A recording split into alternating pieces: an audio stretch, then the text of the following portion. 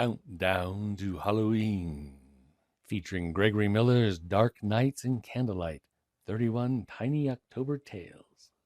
Every night at exactly midnight, a new story will appear on Storylink Radio's YouTube channel. You'll have 24 hours to listen, then it will disappear and the next one will appear. Plan to catch these each day or you'll miss one. Each story will be 2 to 13 minutes long.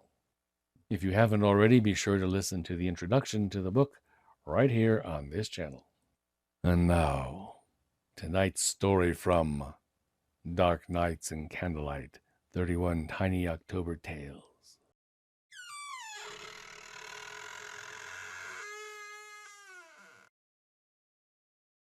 October 3rd, the Fixer-Upper. Bethia was angry when I got home. She always is when I'm gone for more than a day or two. My business trips leave her fuming, and it takes days, sometimes weeks, to calm her down. But this was not a business trip, just a meeting, a closing, or as close as you can get to one before signing the actual papers. And somehow she knew it, like she always knows on some level what I do when I'm out of the house. Of course, I talked with her about what was happening first, that strange people would be touring the house, that I'd need to fix certain things, paper certain walls, paint certain rooms, and what it all meant. But I'd kept the dates of the final meetings quiet, for fear of provoking and enraging her before it was absolutely necessary. Still, she knew. Normally Bethia quietly sits or stands in various rooms of the house. I never know where she'll be exactly, although she does have spots she frequents more than others. That took some getting used to when I first moved in 9 years ago. But I'm an accepting sort, and since I never married and am often prone to loneliness, I soon came not to mind so much. But it was disconcerting, at least for the first 6 months or so. Seeing anyone unexpectedly standing in a room when you turn on the light is enough for a startled gasp. But she's been dead a long time, and looks it. Her eye sockets are empty for starters, just dark hollows. Also her hair, undoubtedly once luxurious and carefully combed, is stringy and matted, and her lips and nose have rotted away. Skeletal hands protrude from the sleeves of her dress, which is streaked with mildew and mold. Oh, she's quite a sight. I did research, of course. Bethia told me her name by scratching it on the wall, so it was easy to track down her information. Born in 1864 to the original owners of the house, died of diphtheria in 1874. Started haunting the property soon after.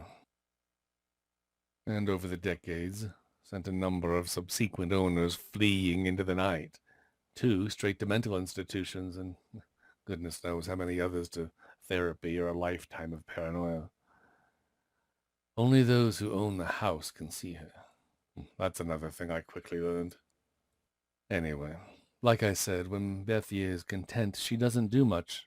She just stands there in the corner staring at me while I watch TV, perches atop my bookcase when I'm working, or crouches smiling at the foot of my bed when I read before going to sleep. She does not haunt the bathroom. We reached a tacit agreement that I need at least some privacy. But virtually every other room is fair game. Sometimes she gurgles when she's really happy, like at Christmas when I put out a small present for her, or when I tell her funny little details about my day. But when she's irritated, she plays pranks.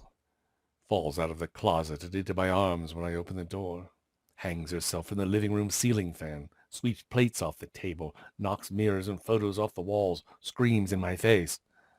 One time I made the mistake of buying a rabbit. I figured it was a quiet and easy pet. Bethia didn't like it.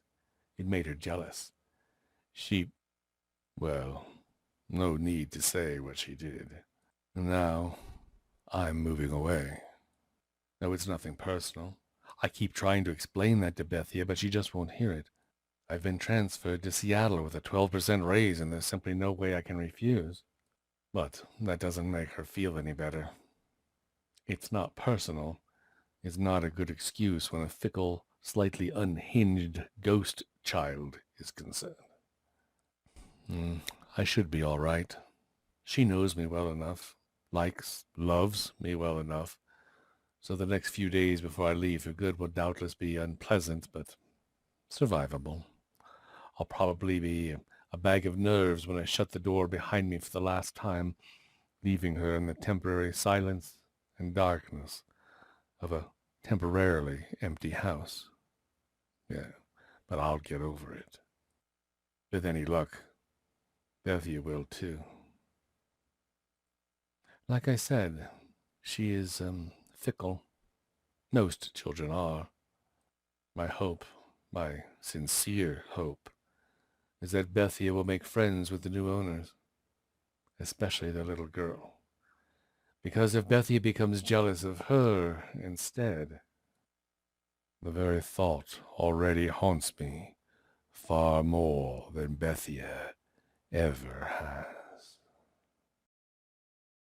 You've just heard tonight's story from Dark Nights and Candlelight, 31 Tiny October Tales from author Gregory Miller.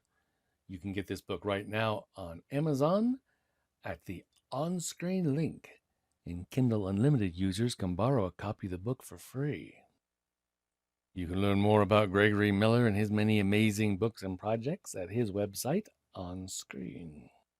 If you have not already, be sure to listen to our event video here and visit our event website to learn all about our upcoming events. Remember to come back after midnight for our next tale. Oh, and don't forget to hit the subscribe button for Storylink Radio.